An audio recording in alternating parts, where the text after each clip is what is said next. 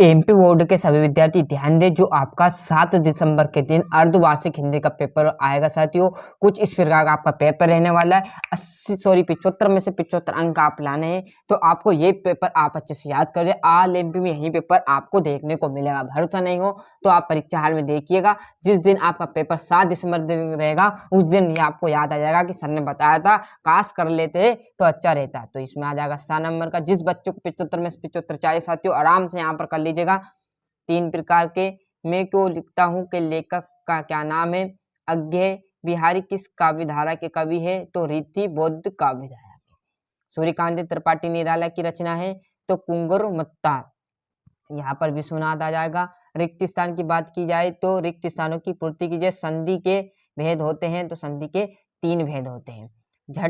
झटपट हल्दी पीसकर हमारे डेडेडेस पर थोपी गई थी, तो घावों पर ठोक दी गई थी, क्योंकि उन्हें चोट लग गई थी, है ना। तुलसीदास आ जाएगा। इसमें अलंकार आ जाएगा। और समास प्रकार के होते हैं, तो समास हमारे 6 प्रकार के होते हैं।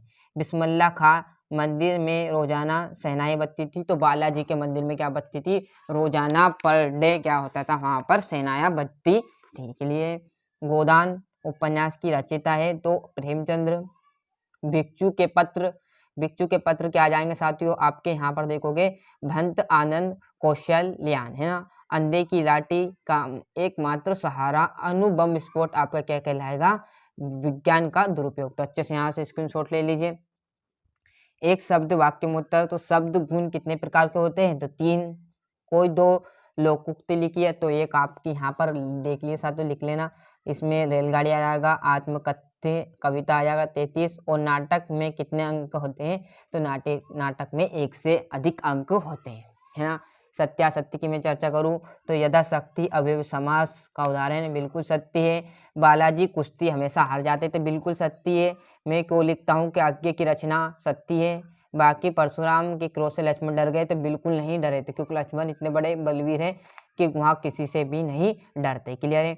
6 हो गए प्रश्न। अब छठे से आपके क्या आ जाएंगे, 2-2 नंबर के बढ़िया तरीके से इसको याद कर लेना। ये आपका छठा प्रश्न।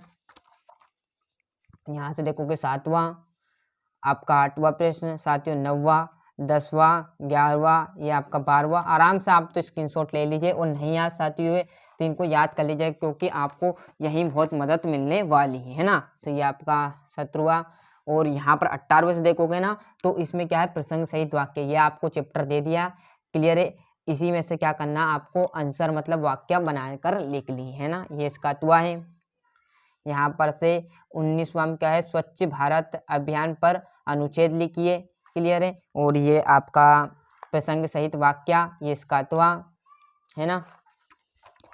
और नगर पालिका अध्याय को मोहल्ले में और विषय पर, किसी विषय पर आपको निबंध लिखने हैं। और यहाँ से आप गद्यांश पढ़कर ये आपको दिए हैं, इसी में से आपको आंसर लिखने। आया समझ में साथियों। तो ये देख लीजिए, ये हमारा क्वेश्चन कौन सा था, 23वां। तो अच्छे से स्क्रीनशॉट ले लिया होगा। मिलते साथियों इसके अगली वीडियो में।